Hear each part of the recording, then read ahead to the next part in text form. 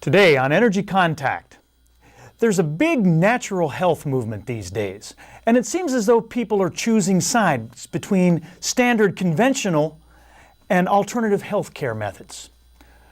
It's become very much an us versus them mentality. But what's the difference? Well, we're going to look at both worlds today, and we're going to discover good things everywhere we look. It's coming up right now on Energy Contact.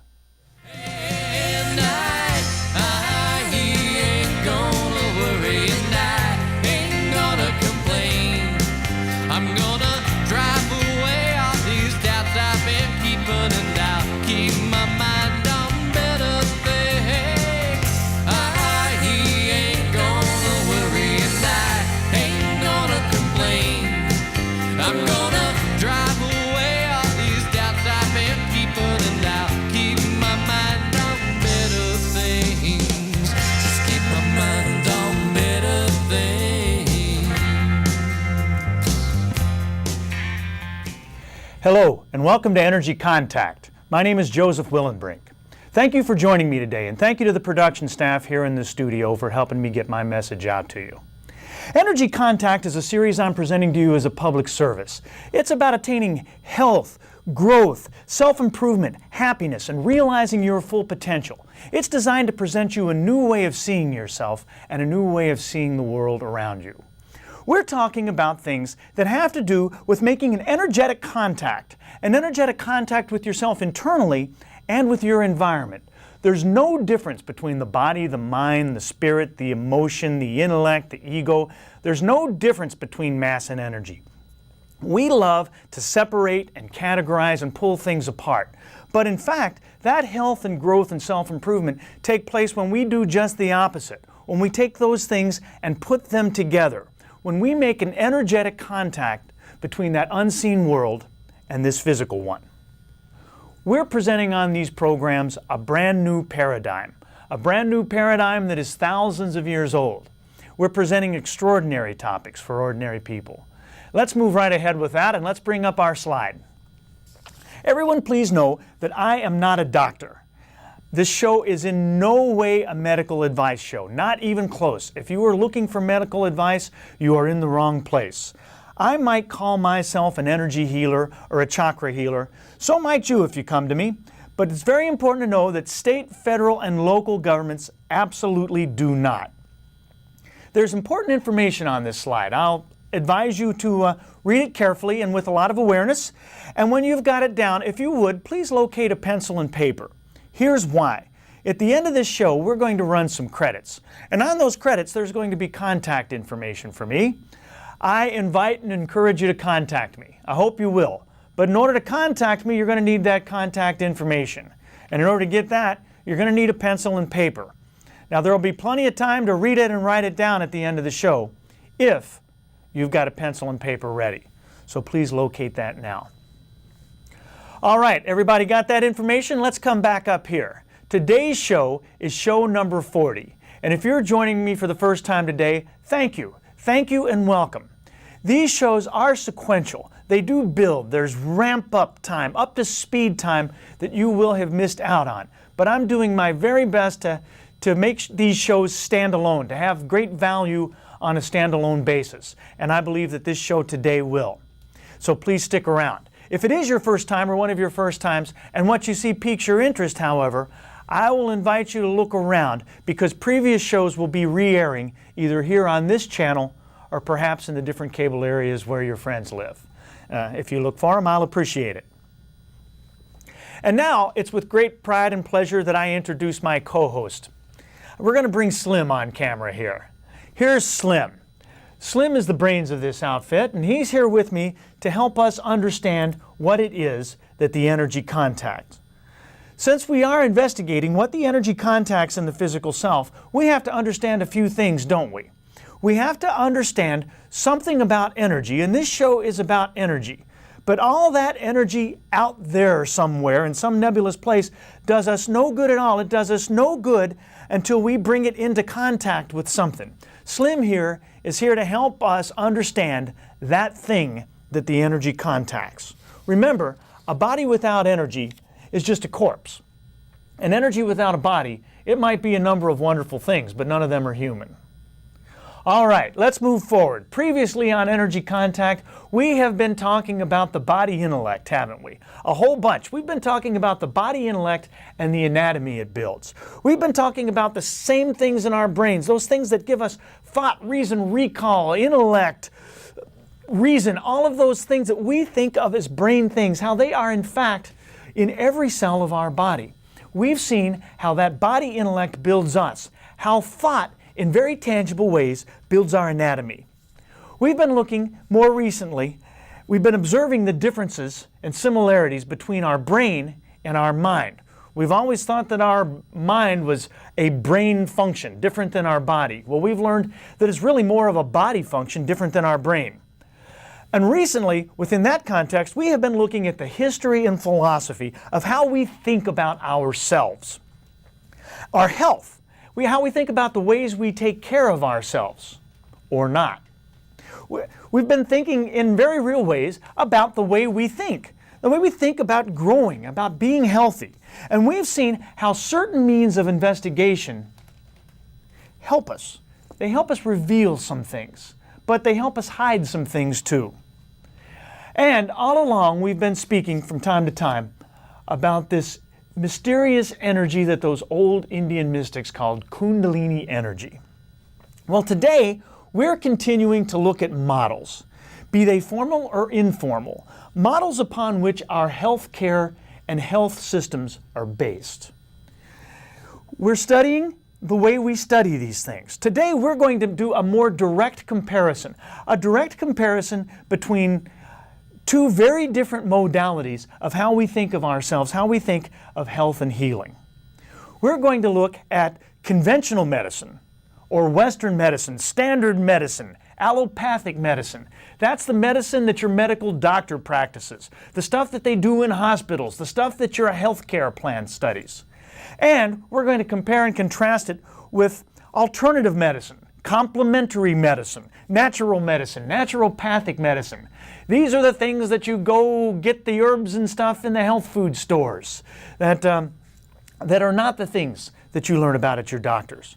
Today we want to try to cut through the fog some and cut through the innuendo, compare some relative strengths and weaknesses of both models. And we're going to see that both models have plenty to offer us.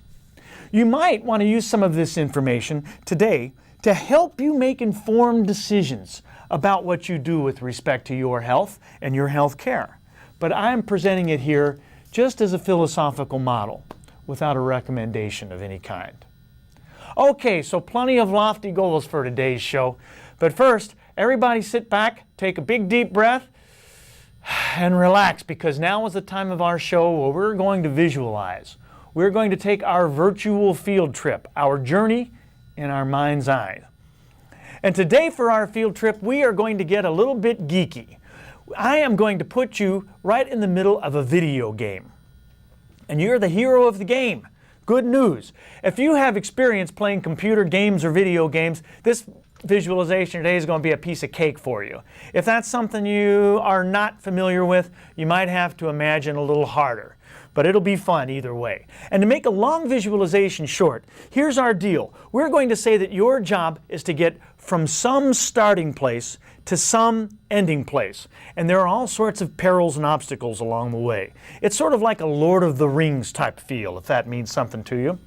And on our way, you're going to find that there are very big, powerful, beneficial, benevolent, angelic beings that are going to help you on the way.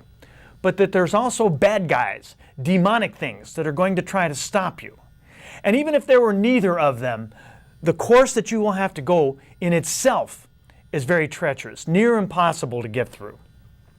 So there you are. Let's say you begin in a little cottage looking out the window at what lies before you, and all of a sudden a wizard comes in, because that's what happens in these video games.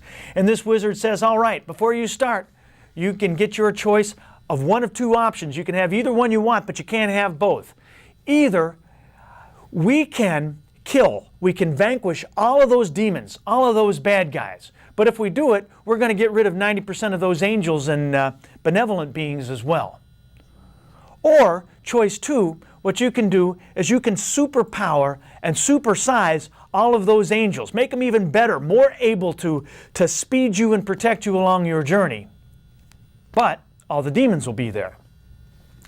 So, you take a long look outside your window, you look at what's out there, you rub your chin, and you ponder which of those two decisions you're going to make. Hold that thought. All right, we have been looking at models, haven't we, over the past few shows, at the way we piece together information so that we can make informed decisions. Science is all about building models. Science problems are solved by building models. Every math and science student learns this phrase: all models are wrong. Some models are useful. We all know that. So the models that we build are not supposed to be photorealistic. As long as the model works for us, we'll use them. The fact that our standard medical model is all wrong doesn't bother us. It doesn't surprise or concern us at all. It's supposed to be wrong. And you know what? The alternative model is wrong too. It's okay. And there are good reasons for the existence of both of them. It's interesting. Every now and then I'll speak to a very alternative audience and I'll start talking about the good things of the standard medical industry and I'll get boos and hisses. And every now and then I'm talking to very standard medical industry types and I'll start talking about the benefits of alternative modalities, and that will upset them. But there's no need for that. There's no reason to be upset about everything. There's plenty of room for both of these modalities. Let's look at both of them. The healthcare industry.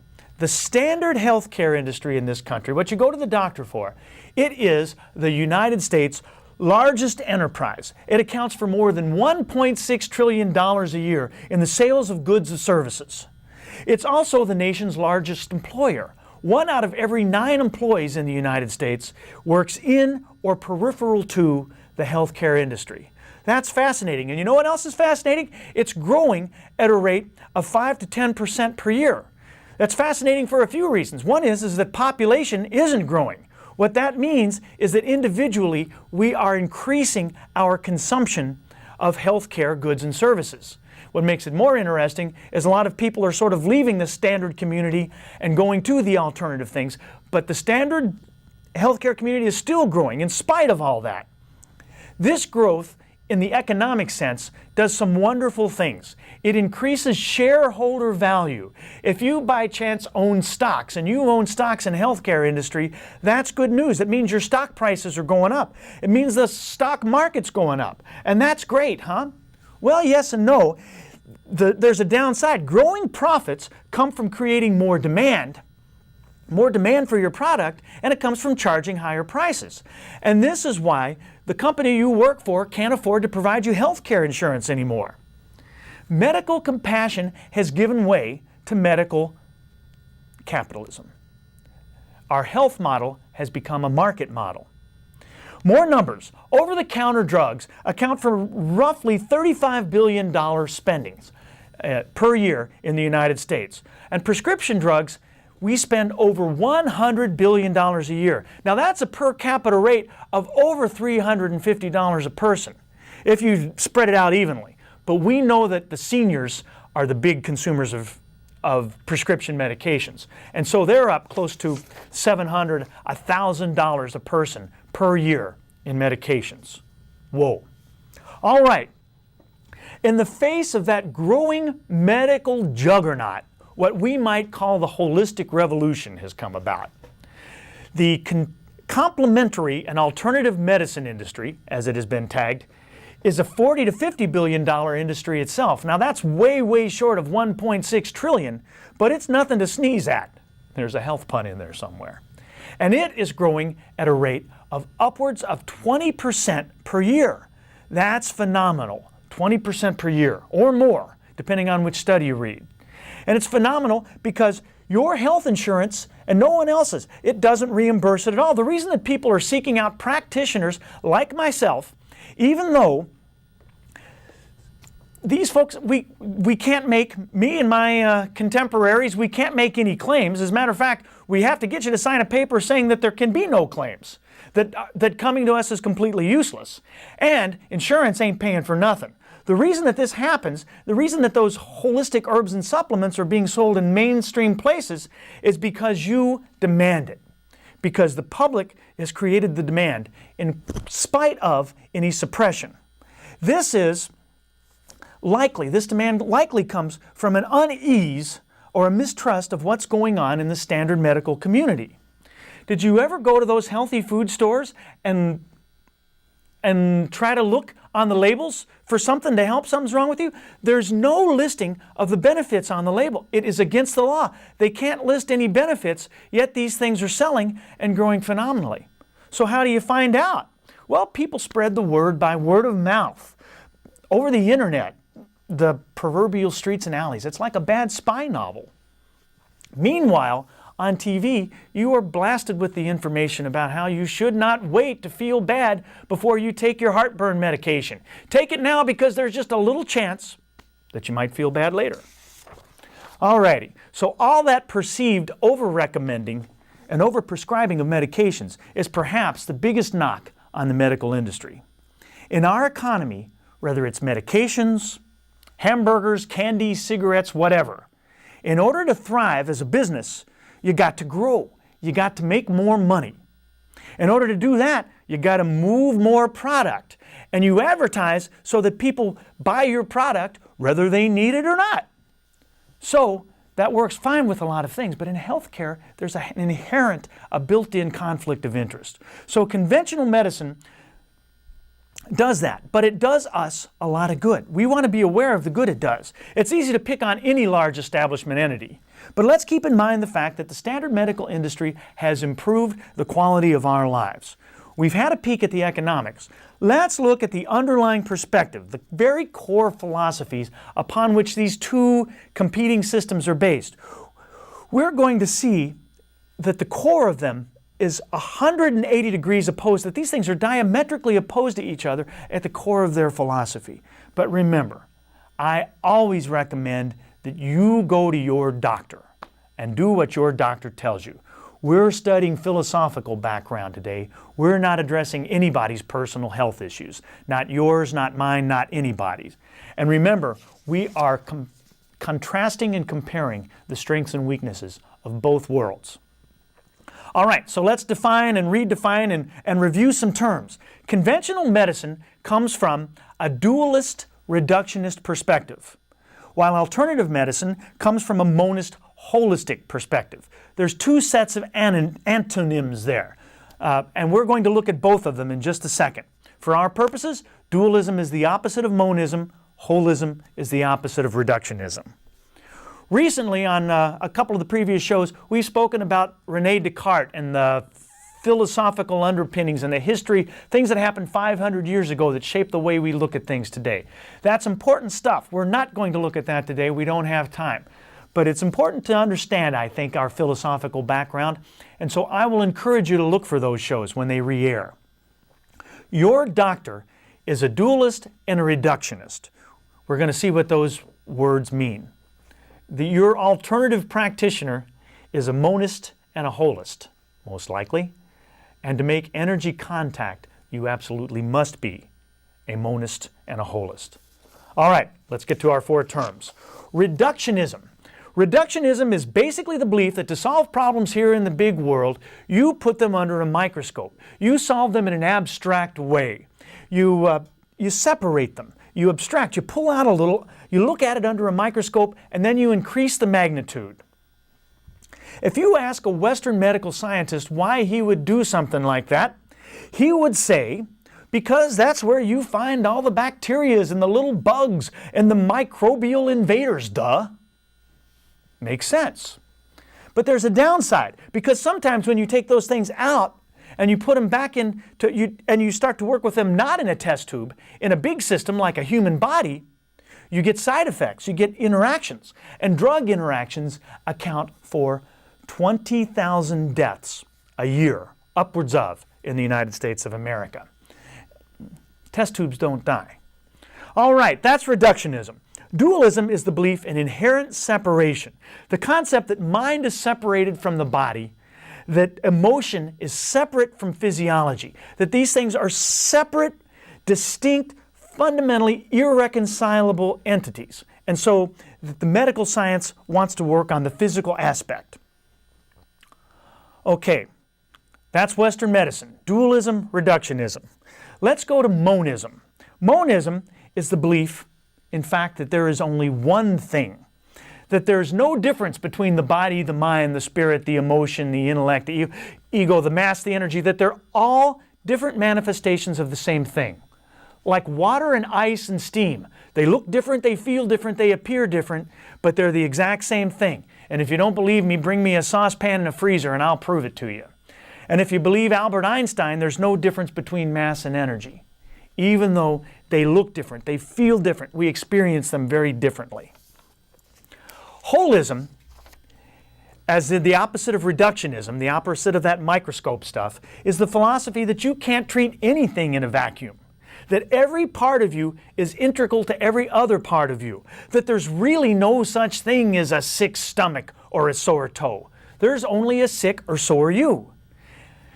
That pill you take to treat your toe fungus, whatever's in that pill is circulating to your brain, your heart, your lungs, your liver. Not only that, your personality, your intellect, your emotions.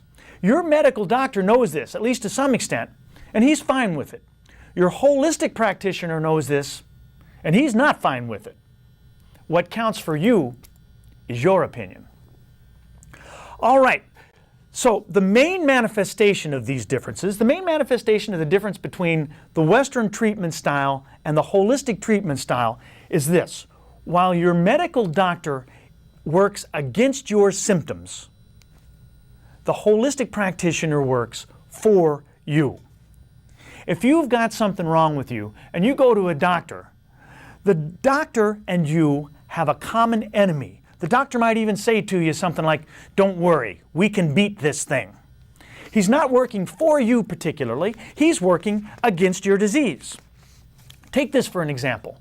Somebody with cancer goes to the doctor, and the doctor says, "Okay, we're going to chemo and radiate this thing, and we are going to kill all those evil cancer cells." He sees them like the demons in our video game, huh? And so the person there going to him, the patient says, "Yeah, but doc, if we kill all those bad cancer cells, we're going to kill a bunch of good cells too, aren't we?" The doctor says, "Well, of course we are. But you know what? You've got more good cells in you than you've got bad cells. So after we've killed all those things, there's going to be enough of you left to recover, to rebuild." So the art is defined by what we are against. The art of Western medicine is defined by what we stand against. And the science is the science of understanding sickness and disease. It's fair to say that Western medical science is sickness care. It's not health care. A couple of points. The word biotic means life or of living things. So when a doctor gives you an antibiotic, he's giving you something against living things. Now, if those living things are nasty little bacteria making you sick, maybe that's not a bad idea. Another example is the word antihistamine. If you've got an allergy, histamine is a bad thing. And so the doctor gives you a pill that's against the bad thing. That is the perspective that it comes from. Holistic practitioners, on the other hand, don't really care about what's wrong with you. It's not their concern. They say, "Look, we're just going to work for you, for your whole self, and your promoted, vibrant, healthy self will take care of all sorts of problems." So that person with the cancer, he goes to the holistic practitioner and he says, "Now wait a minute, I've got cancer, and you're telling me you plan to do nothing at all against my cancer cells." And the healer says, "Nope. We're just going to work for your betterment. And when we do, your body systems will take care of things. And those cancer cells will take care of themselves." So the art of holistic healthcare is steeped in what we are for, what we want to promote. And the science is the science of understanding wellness, health, and growth. Western medicine says, if you feel bad, we can give you something for it. We can make you comfortable. We can get rid of your discomfort. Holistic practitioners say, yeah, you know what? Maybe it's better to be aware and to experience what it is that that discomfort is trying to point out to you about yourself. Western medicine says, don't you try to be your own doctor. You go to a doctor, get a diagnosis, and get a treatment. Holistic medicine says, Sorry, pal, you're on the hook. You are your primary caregiver. Your health is up to you. Take responsibility for yourself.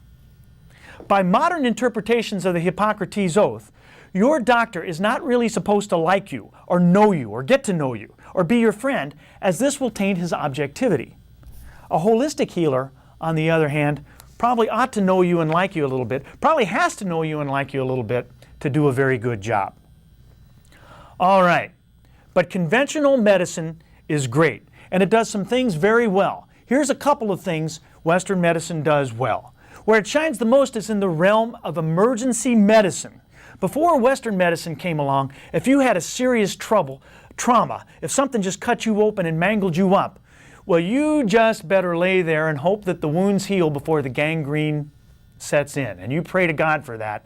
And God is all you got going for you, because there's nothing that your shaman's going to do about it.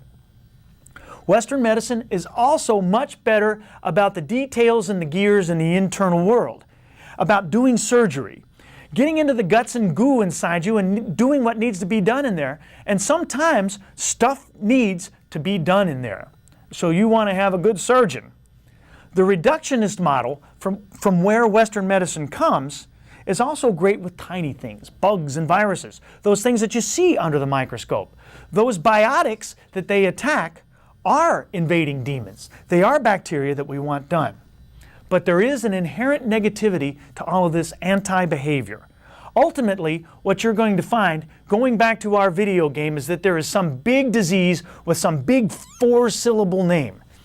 And it is going to want to squash you like a bug. And all the king's horses and all the king's men can't help you, because your defense is dependent upon a medicine, and the medicine for it hasn't been devised. So that big, mean, multi-syllable disease is going to squash tiny little you like a bug. All right, a major part of healthcare is balance. And the concept of balance is a holistic concept. If you're in a car wreck, don't go to a shaman, go to an emergency room. But don't go there if you cut yourself shaving. If you're in terrible pain, then take some pain medication. But don't get hooked on the pain medication every time you stub your toe. If you need a little medicine, if you got an infection, take an antibiotic. But don't get hooked on those either. Don't take them every time your supper doesn't agree with you. It's this balance, and that balance is built into responsibility for yourself. We're going to look at this a whole lot more next time. But for today, we're running out of time. And remember, you are ultimately responsible for your own health care. For now, I wish you peace and positive energy and a healthy life in Energy Contact.